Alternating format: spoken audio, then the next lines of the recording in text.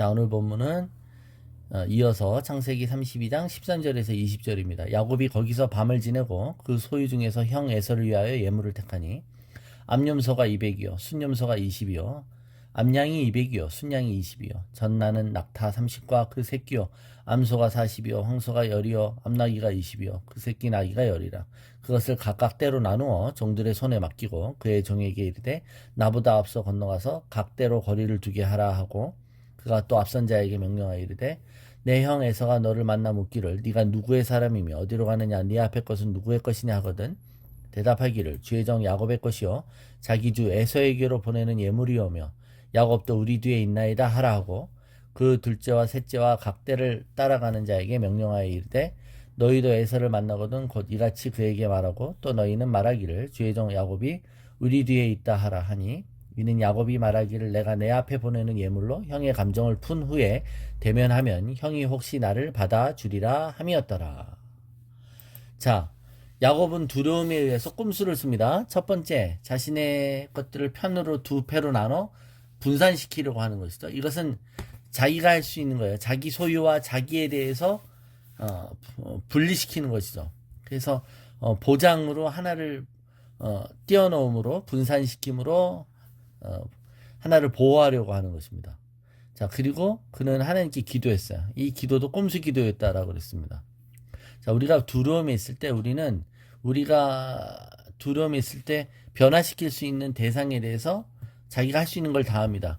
자기 스스로 마음에 자기 위안을 갖기 위해서 자기 소유를 두 패로 나눴잖아요. 그 다음에 자기가 할 수 없는 하나님에 대해서는 간구하는 것이고, 그 다음에 남에 대해서는 어떻게 하냐 이거예요. 남에 대해서는 오늘 보면 예물 공세를 합니다. 이게 13절을 보면 소유 중에서 형 예서를 위하여 예물을 택하고, 그러면서 이 예물을 먼저 보내는 것이죠. 그러면서 예물로 형의 감정을 푼 후에 대면하면 형이 혹시 나를 받아주리라.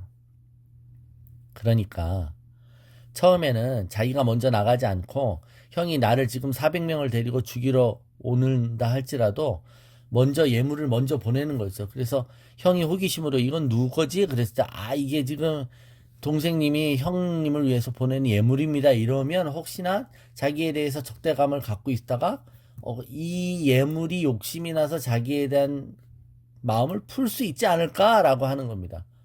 그죠?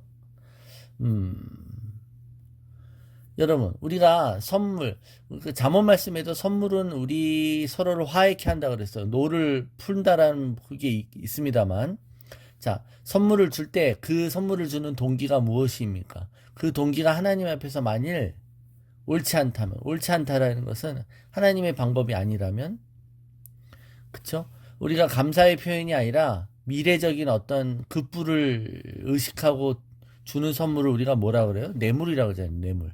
따스한 마음으로 그 선물을 준다고 할지라도 그것이 자신의 유익을 위해서 구하는 것이라면 그 선물 안에 독이 스며들어 있는 것이죠.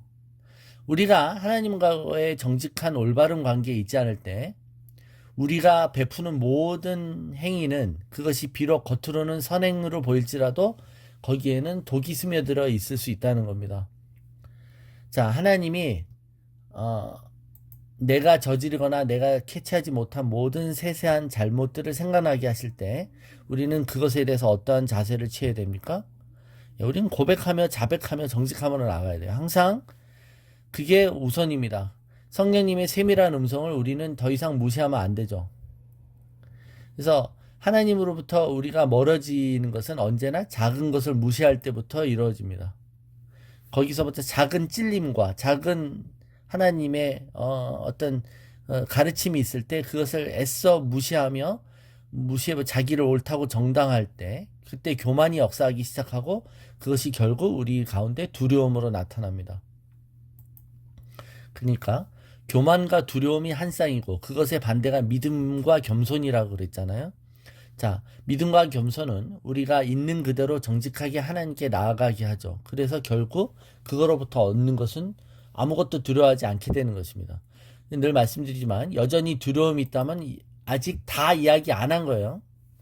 자, 여러분, 왜 형을 예물로써 그의 마음을 풀려고 합니까? 왜 그렇습니까? 사람은 다 자기 같은 줄 아는 거예요. 사람은 다 투사를 해요. 자기가 예물에 안정감이 있기 때문에. 그죠? 예물에 돈의 마음이 있기 때문에 그래서 돈을 두 패로 나눠서 하나를 보험으로 들어놨잖아요. 그러니까 이 하나를 형에게 줌으로 형의 마음을 돌리겠다는 겁니다. 모 눈엔 뭐밖에 안 보이는 것이죠. 이게 다 전부이기 때문에 그래요. 그래서 여러분 야곱에게 있어서 진정한 변화는 마하나임의 하나님이 보여주시는 걸 봤을 때 일어나는 게 아닙니다. 이런 번민 속에 있어요. 그래서 그는 아직도 하나님께 나와 끙끙거리지 않은 것이죠. 우리가 여러분 그래서 우리 기도를 할 때 자기 자신 안에 있는 진정한 자기의 의지하는 바가 무엇인지 그리고 내가 남들을 매니플레이션 이거 일종의 매니플레이션이잖아요. 돈으로 선물을 공세로 상대방이 나에 대한 호의를 갖게 하려고 하는 것 또는 상대방이 갖고 있는 저기를 풀려고 하는 것 이게 넓은 의미의 광의의 매니플레이션이라면 여러분 우리의 삶이 정직해야 되잖아요. 그리고 깨끗해야 되고 다른 의도와 저의가 없어야 되는데 이럴 때 투명해야 되지 않습니까? 이것이 사람들 간에 그렇게 되려면 먼저 하나님하고 그렇게 해야 돼요. 하나님을 경외하고 두려운 자들은 사람에게 이중적으로 행동하지 않을 거라는 겁니다. 그래서 여러분 사람 앞에 이 사람들에게 이중 플레이를 하면서 하나님께 기도하는 것이 가능할까요? 그렇지 않습니다. 하나님께도 하나님을 조종하려고 들고 하나님께 이중 플레이를 하기 때문에 사람들 앞에서도 그런 행위를 하는 것이죠. 자기가 갖고 있는 것으로 사람들을 조종하려고 하는 것입니다. 자, 야곱은 이제 오늘 본문 뒤에 내일 본문은 뭐예요? 야곱이 천사와 씨름하는 거예요. 이 씨름의 정체를 알아야 되는 거예요. 그렇죠? 이 씨름이 뭐 그냥 씨름했다 이렇게 우리는 알고 있잖아요. 그 씨름이 뭐냐는 겁니다. 예.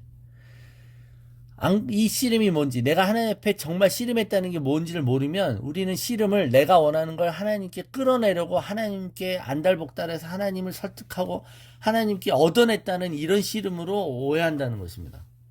이게 아니에요. 하나님께 씨름했다는 건 여러분 자신을 있는 그대로 드러낸다는 뜻입니다. 자, 여러분 우리가 중요한 것이 남에게도 중요하다고 생각해요. 그래서 자기에게 소중한 물질을 가지고 형에게 선물로 형의 마음을 돌리려고 합니다. 이것이 그의 꼼수의 또 최종적인 모습인 것이죠. 이것이 얼마나 우리를 서글프게 만드냐 이겁니다. 여러분 하나님이 이런 야곱을 볼 때 어떻게 판단하시겠냐 이겁니다. 여러분 우리 뒤에 나오지만 지렁이 같은 야곱 너희 이름을 이제 야곱이라 부르지 말고 이스라엘이라 부를 때까지 진정한 야곱의 본질적인 내면의 브레이크스루가 일어나기 전까지 야곱이 보인 이런 모습들은 그가 그 이름처럼 속이는 자로서 남을 조종하는 자로서 살아왔던 그의 모습들을 보여주는 것입니다. 우리가 이런 야곱의 부정적인 장면들을 하나하나 묵상한 이유는 이것이 우리 안에 여전히 있기 때문이죠. 우리가 바로 야곱과 같습니다. 근데 하나님이 그 야곱을 사랑하신다는 겁니다. 할렐루야. 여기에 우리의 소망이 있습니다. 야비하고 교활하며 정직하지 못한 그 야곱을 사랑하셔서 변화시켜 주시고 하나님 앞에 무릎 꿇고 하나님 앞에 정직하게 나오도록 변화시켜 주시는 그런 하나님께 우리의 소망이 있습니다.